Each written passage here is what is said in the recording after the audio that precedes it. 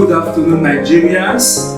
I want to welcome you all today, still on SK The Genius Concept, bringing education to your doorstep.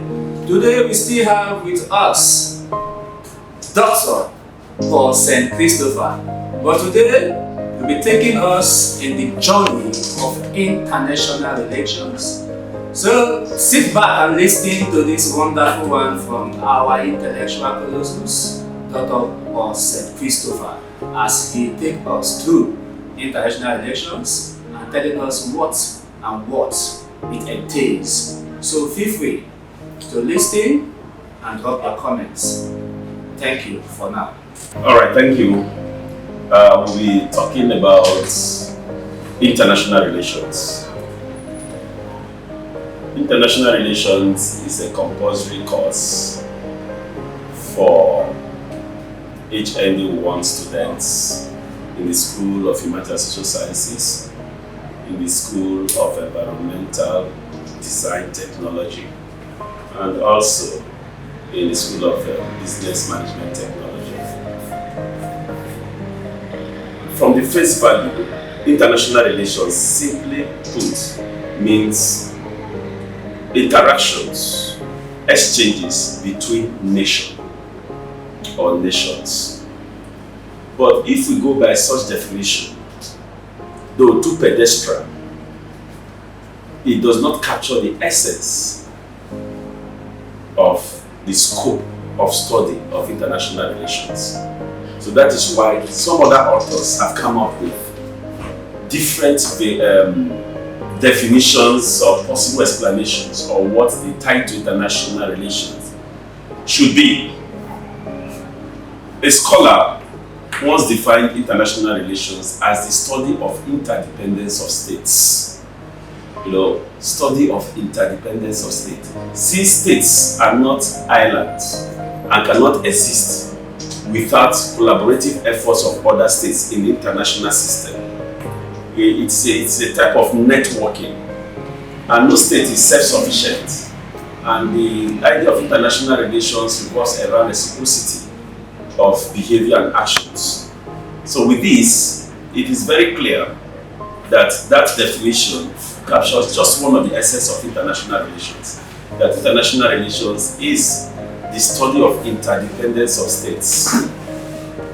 But another author, Yourself, I looked at it as a game predominantly played by sovereign nations in their struggle for power and dominance of the international system.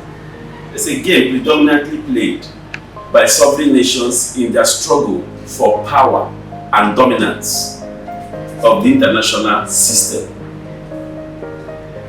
But Professor Jakuraja has seen international relations as the existing relationship or relations between states and non-state actors in the global sphere.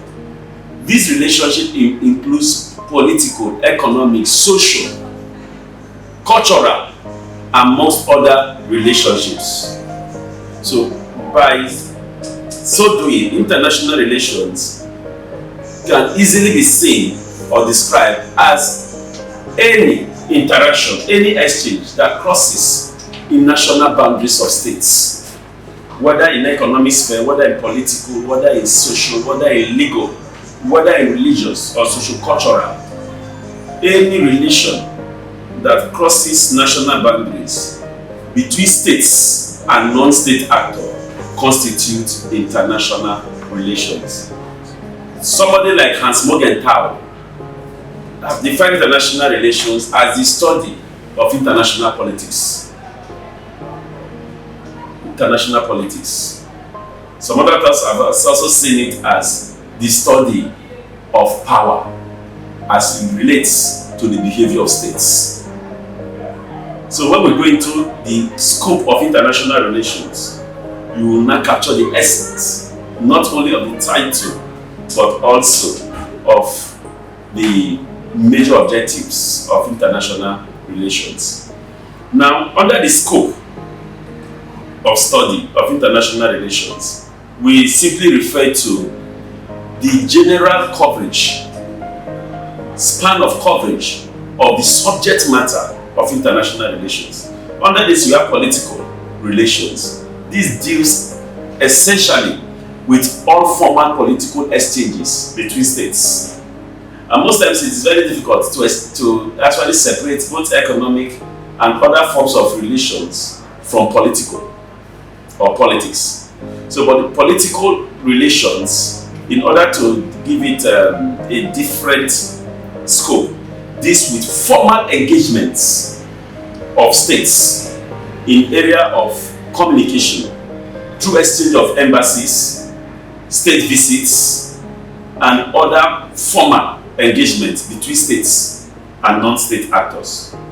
You have the economic international relations, which deals with all economic exchanges from trading activities, sanctions, embargo, and the rest of them. They fall under economic exchange. Even humanitarian aids and the rest all fall under economic international relations. You have the religious international relations. This essentially deals with pilgrimages and religious exchanges, visits, right? Muslim pilgrimage to Mecca, Christian pilgrimage to Jerusalem, and the rest of them falls under religious international relations. You also have military international relations. It deals with all military activities between states, whether sales of arms, or what we call the military industrial complex, whether sales of arms, whether military aid and assistance, anything falls under that. Even the concept of war, threats, use of intercontinental ballistic missiles, deployment of arms, heavy weapons and light weapons, all fall under the military international relations, right? You also have the socio-cultural international relations that deals with exchanges in terms of festivals, football matches, FIFA organized tournaments. These are all meant to build friendly relations among states. So international relation in scope is very wide. It encompasses all exchanges, all activities that crisscrosses national boundaries of states. So with this, we are done with the formal definition of international relations and the scope of international relations. Thank you. Thank you, Dr. Paul St. Christopher, a chief lecturer, School of Humanities and Social Sciences. It was a wonderful one on international relations. It was an eye-opener, I must confess. And we will be meeting next time, sir, for more topics so that you carry us along. And don't forget to subscribe to our YouTube channel. SK The Genius Concept is bringing you education to your doorstep. Wherever you are, you don't even need to be in class. At the workplace, in the markets, anywhere, we will package it and get to you. All you just need to do is to subscribe to our YouTube channel and listen to this academic journey. Thank you and God bless you. We love you all.